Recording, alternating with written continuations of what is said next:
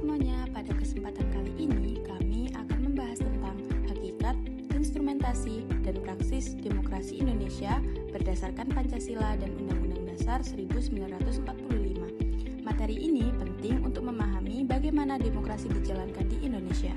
Sebelumnya, perkenalkan anggota kelompok kami, yaitu Tripuji Rama Ardiani, Rohmatul Maulidia, Amrina Mufidah, Handika Nur Hidayah, Adelia Putri Wulandari, dan Gideon Max Bram Simamora.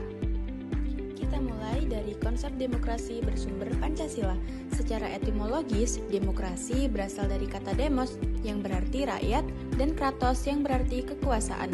Artinya, demokrasi adalah pemerintahan dari rakyat, oleh rakyat, dan untuk rakyat. Jadi, rakyat memiliki peran utama dalam menentukan jalannya pemerintahan. Menurut para ahli, demokrasi memiliki beberapa ciri penting.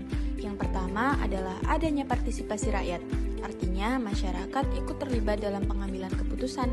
Yang kedua, adanya jaminan kebebasan, seperti kebebasan berpendapat, beragama, dan berserikat. Dan yang ketiga adalah penegakan hukum atau rule of law, di mana hukum berlaku untuk semua tanpa pengecualian. Lebih dari itu, demokrasi bukan hanya tentang pemilu saja. Demokrasi juga merupakan cara hidup masyarakat yang menjunjung tinggi kebebasan, kesetaraan, dan keadilan. Dalam kehidupan sehari-hari, demokrasi terlihat dari sikap saling menghargai perbedaan, taat hukum, dan aktif berpartisipasi dalam kehidupan bermasyarakat. Demokrasi yang bersumber dari Pancasila penting digunakan untuk menjaga nilai ciri khas bangsa, menjamin keseimbangan hak dan kewajiban, mengutamakan musyawarah dan mufakat, mencegah konflik dan perpecahan, menjamin keadilan sosial, dan berlandaskan moral dan etika. Sumber historis, sosiologis, dan politik demokrasi Pancasila di Indonesia. Secara historis, demokrasi di Indonesia berakar dari tradisi musyawarah sejak nenek moyang dan diperkuat pada masa kemerdekaan oleh tokoh seperti Soekarno dan Muhammad Hatta, lalu dituangkan dalam Pancasila 1945. Secara sosiologis, demokrasi didukung budaya gotong royong, nilai kekeluargaan, dan keberagaman yang menjaga persatuan.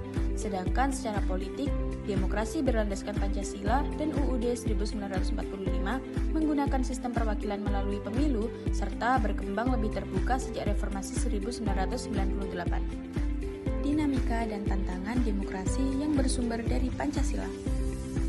Dalam praktiknya, demokrasi juga menghadapi berbagai tantangan, misalnya politik uang yang dapat merusak kualitas pemimpin, serta polarisasi yang memecah masyarakat.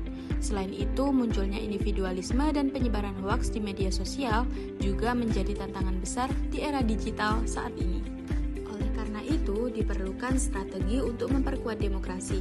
Di antaranya adalah pendidikan politik agar masyarakat lebih sadar dan kritis, literasi digital untuk menyaring informasi, penegakan hukum yang adil, serta meningkatkan budaya toleransi agar masyarakat tetap rukun meskipun berbeda. Esensi dan urgensi demokrasi Pancasila.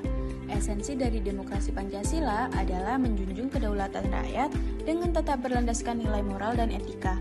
Selain itu, keputusan diambil melalui musyawarah mufakat serta adanya keseimbangan antara hak dan kewajiban warga negara.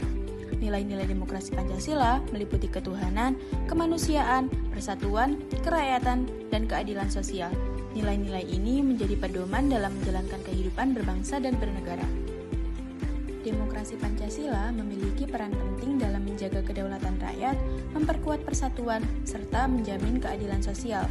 Selain itu, demokrasi ini juga mendorong pengambilan keputusan melalui musyawarah mufakat yang mencerminkan nilai kebersamaan. Sebagai penutup dari materi, dapat disimpulkan bahwa demokrasi Pancasila adalah sistem yang mengutamakan musyawarah, gotong royong, dan kesejahteraan bersama. Demokrasi ini sangat penting untuk menjaga persatuan bangsa dan mencapai keadilan sosial.